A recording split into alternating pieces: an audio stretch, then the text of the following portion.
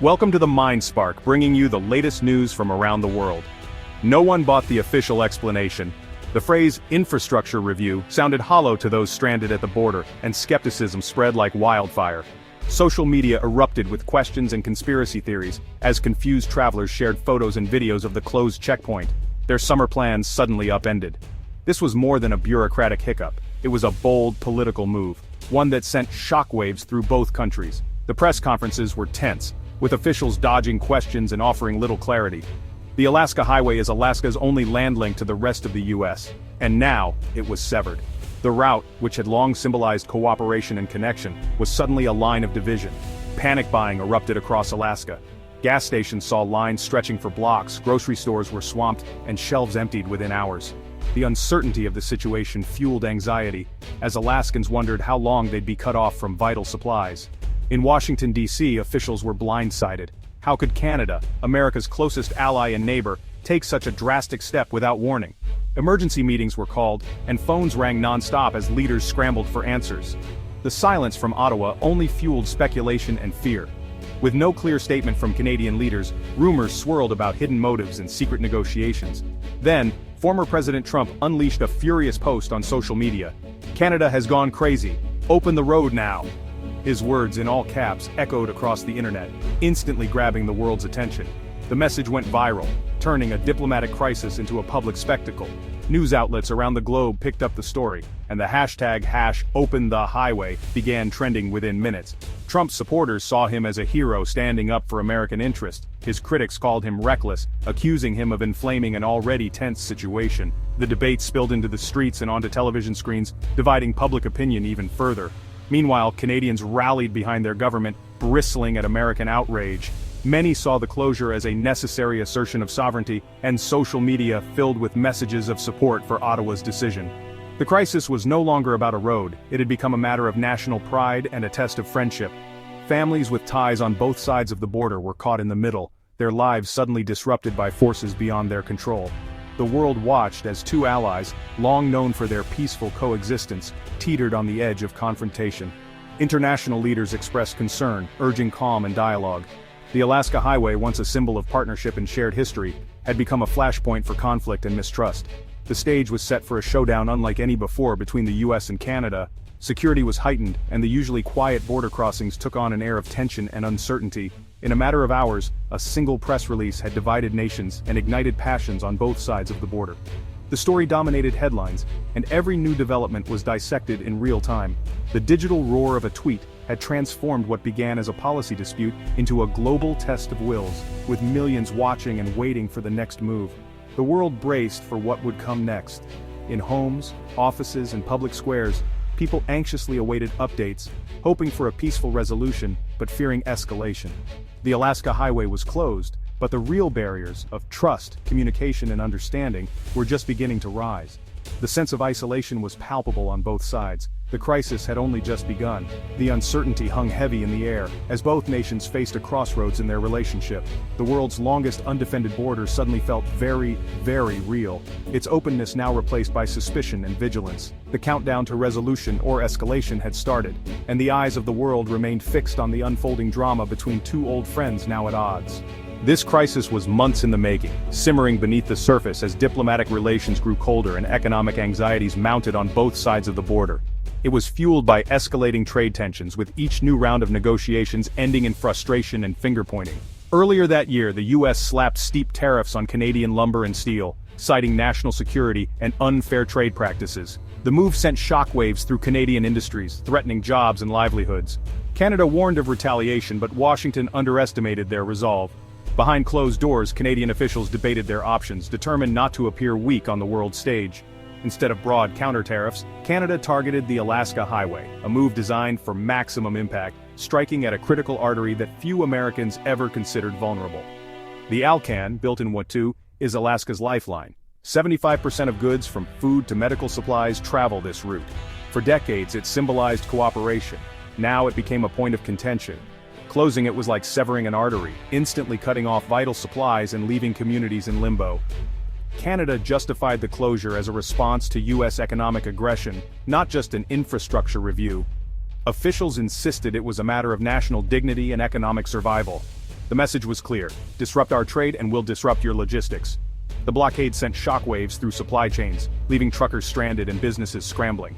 It was a high-stakes gamble, Trudeau's government betting Alaska's pain would force the U.S. back to the table, even as ordinary people began to feel the pinch. The world watched, wondering if this game of brinkmanship would end in compromise or catastrophe. Allies and rivals alike weighed in, anxious about the precedent being set. The Alaska Highway was now a weapon, not just a road, a symbol of how quickly cooperation can turn to confrontation. The stakes had never been higher, with every hour of closure deepening the crisis and raising the risk of escalation. Both nations waited to see who would blink first. The clock was ticking and the world held its breath. For Alaska's 730,000 residents, the closure was a gut punch. Supermarkets warned of dwindling supplies, prices soared as goods had to be flown or shipped in. Truckers were stranded, their livelihoods evaporating overnight. The tourism season collapsed. Hotels and tour operators faced ruin. Small businesses along the highway, in both Alaska and the Yukon, saw their economies die. The impact was personal. Families separated, students stranded, plans upended. The highway, a symbol of freedom and connection, was now a barrier. Towns like Tok and Beaver Creek, built around the highway, faced existential threats. The silence on once busy roads was a stark reminder of how distant decisions can devastate remote communities. The closure wasn't just economic, it was emotional. Alaskans felt isolated, pawns in a political game. The cost was measured in lost livelihoods and broken connections. The pain was real, and growing. The Alaska Highway was just one card in Canada's hand. Canada controlled key maritime routes, the Inside Passage, delaying US-bound ships with new inspections. The threat of airspace restrictions loomed, with Canadian controllers managing critical North Atlantic routes. Even electricity was leveraged. Canadian hydropowers parts of New England and the Pacific Northwest. The mere suggestion of reviewing energy exports rattled US markets. Canada's message was clear, its leverage extended far beyond a single road. Geography, resources and infrastructure gave Ottawa unexpected power. The US was forced to see its northern neighbor in a new light. The crisis revealed a web of interdependence neither side could ignore. The balance of power had shifted. To truly grasp the impact of the crisis, you need to look at Stewart, British Columbia and Hyder, Alaska, two towns that for decades lived as one close-knit community, despite being separated by an international border. Life here was defined by shared traditions, friendships, and a sense of unity that made the border feel almost invisible. But when the highway closed, even this remote border, once just a line on a map, suddenly became a source of tension and uncertainty for everyone who called these towns home. Friendly, everyday crossings that used to be marked by a wave and a smile were replaced by formalities and strict checks. The easy flow of people and stories was interrupted, and the sense of trust was replaced by suspicion and caution. Mary, a longtime Stewart resident, watched her once busy bed and breakfast fall silent. The phone just stopped ringing, she recalled. The summer tourists who brought laughter and life to the town simply vanished, leaving empty rooms and unanswered questions. But for Mary, the real loss was personal. Her best friend, who lived just across the border in Hyder, now felt impossibly far away, separated by rules and restrictions that neither of them could control. We used to have coffee together 3 times a week. Now it feels wrong to sit at our favorite table alone. The simple rituals that made life meaningful have been taken from us. We're not angry, just deeply sad, Mary said, echoing the feelings of many in both towns.